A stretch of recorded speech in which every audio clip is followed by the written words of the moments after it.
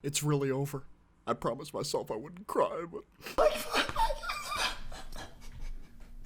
Even since the original short of it was released on Cartoon Network's YouTube page back in 2016, Infinity Train has always kept me on the edge of my seat almost every second of every episode. And that feeling of excitement, anxiety, and wonder continued to course through my veins throughout the final season, also known as Book 4 Duet. This might be a hot take, and some may think I'm coming to this conclusion too fast because it hasn't even been a full week since Book 4 dropped, but I think I was able to properly collect my thoughts and came to the conclusion that Book 4 is my new favorite season. I really did just enjoy each passing season more and more. Not only that, but Lake was replaced as my new favorite protagonist, nothing personal Lake, I still love you, by none other than Ryan Akagi. Before I get into the nitty gritty of Ryan's character, I do want to give you guys a spoiler warning because this video is 10 billion% going to contain spoilers up until the ending of Book 4, so if you don't want to get spoiled, then get out!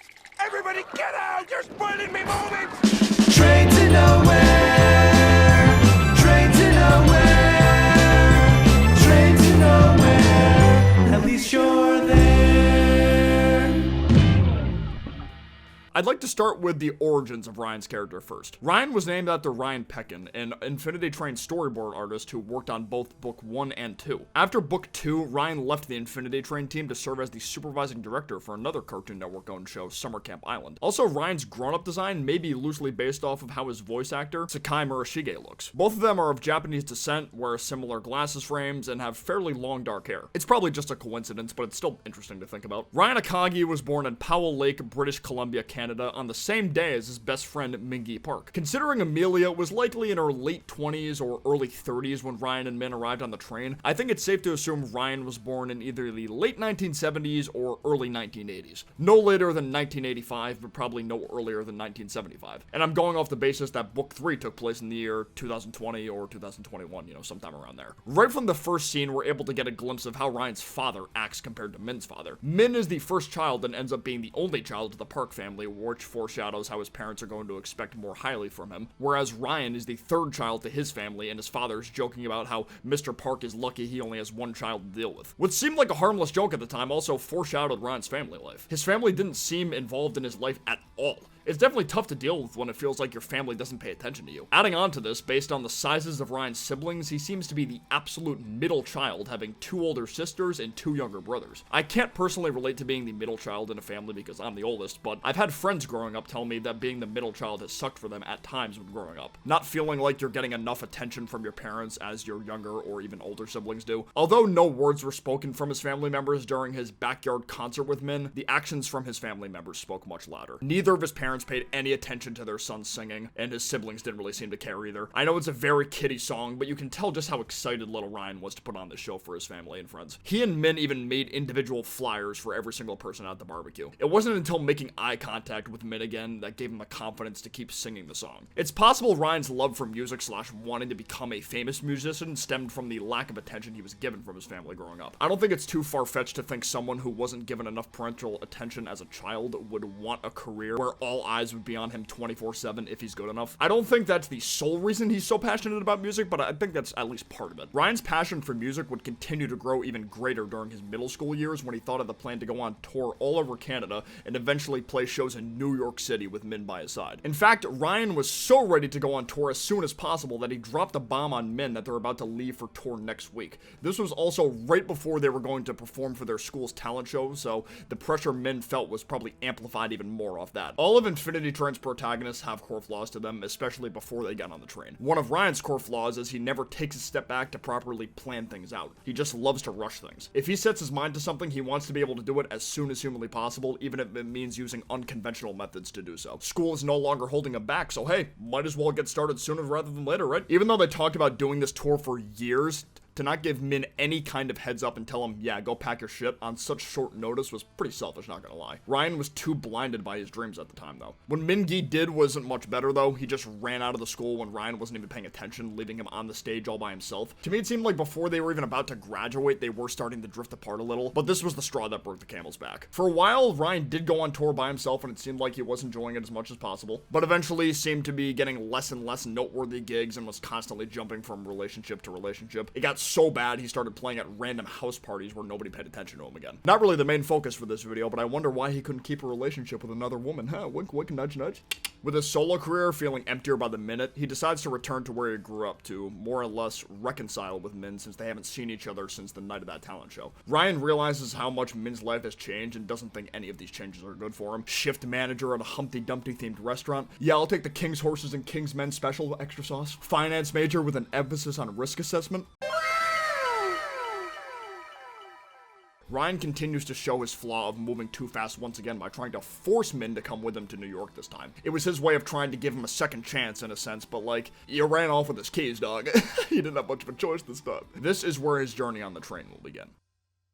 For the first couple episodes of Book 4, it was mainly focused on the comedy aspect centered around Ryan and Min's denizen, Kez the Bell. She's a generally kind individual, but super dismissive about problems she unknowingly creates and never apologizes for doing so. This flaw of hers actually serves as an incredible foil to how Ryan and also Min can work towards healing their relationship. Both of them did really cruddy things to each other, but never properly apologized for them. Hence why it became so difficult to just bounce back to how things used to be before the night of the school talent show. But I digress. It wasn't until the Pig Baby car where we got to see Ryan's number go down for the first time. At least for the first time he noticed it go down. Side note, I can't believe J.K. Simmons actually voiced the Pig Baby. I couldn't even tell it was him until that evolution device was used on him, which made his voice deeper than before. This episode encapsulates Ryan's free-spirited nature slash workflow incredibly well. He's the complete opposite of Min when it comes to things like this. During all the attempts to make a delicious snack for Pig Baby, Ryan is shown taking constant risks throughout all the dishes, not adding the correct amount of banana, suggesting they make disgusting American food for the pig, thinking,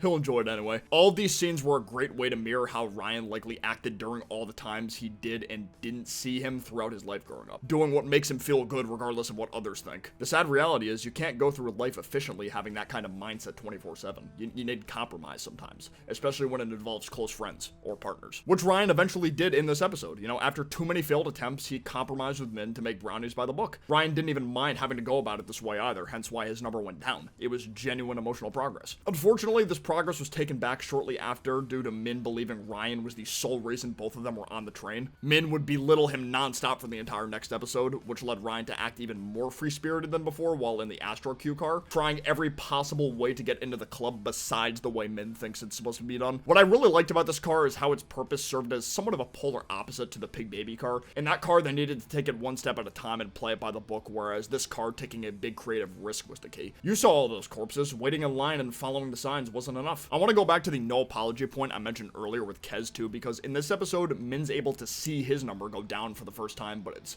just goes back up right afterwards because he doesn't say sorry to Ryan for treating him like a dumbass. It starts to circle more and more.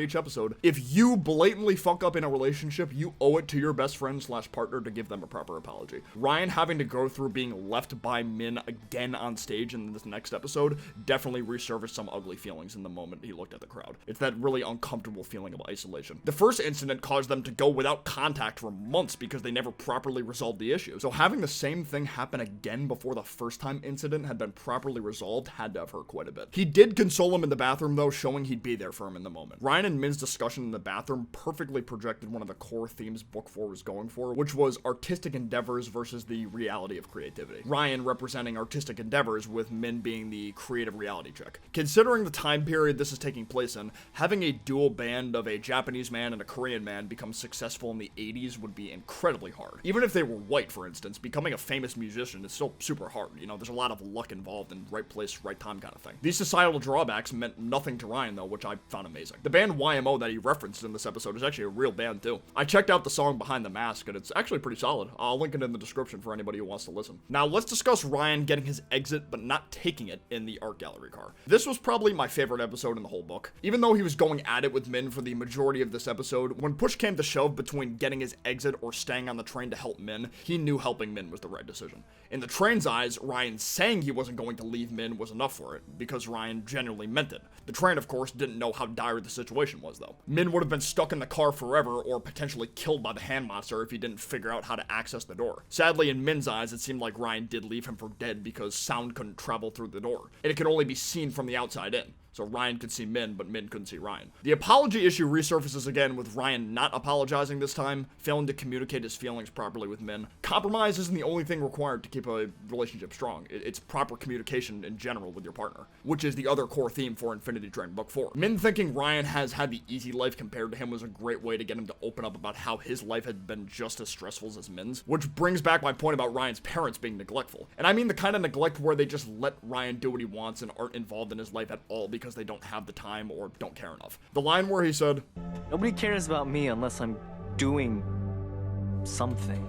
I really felt that. He's not doing what society expects of him, so he's had to drift alone. As someone who would like to become a full-time content creator, it's very easy for me to relate to someone like Ryan. There's been countless times where I felt like I didn't need to go to college or work a day job at a store because I thought YouTube would always be enough if I tried hard enough. But that's not how things work. It's a gradual thing. Ryan is able to realize this thanks to learning about Kez's past with Morgan and Jeremy. Morgan was never able to get over Jeremy because of the plans they had together. When he got his exit, she was never able to move on because there was never another passenger she felt was good enough as him. That experience for her can be seen as a good thing for emotional maturity, though. It's the same thing for Ryan. He was too eager to start his life of music as soon as possible. There's nothing wrong with being a free spirit who wants to follow your dreams, but you need to pace yourself. It's just the best way to go about it. It's better for his mental health in the long run, but I think it's a higher chance of success. It's all about balance. I have a special place in my heart for Ryan after finishing book 4. Seeing an experience like his hit so close to home is really something. Out of all the Infinity Train protagonists, he was the most relatable to me personally. It's not fair of me to call him the undisputed best main protagonist or even best character in general, but he's definitely my personal favorite. He truly is the perfect embodiment of a determined free spirit. I wanted to let you guys know that on April 29th, we're going to try to get Infinity Train trending on Twitter with the hashtag #FinishInfinityTrain. If you can, I strongly suggest partaking in this. This show deserves way more content than it's gotten, and Cartoon Network doesn't seem to care. We gotta make them care, fellas. Make your voices heard. Let me know in the comments down below your thoughts on Ryan as a character or book 4 in general. Was it your favorite, least favorite, somewhere in the middle? I'd love to know your thoughts. Of course, if you enjoyed the video, be sure to leave a like down below. It helps me out a lot. But for now, I will see you guys next time. Peace out. Take care. Bye-bye.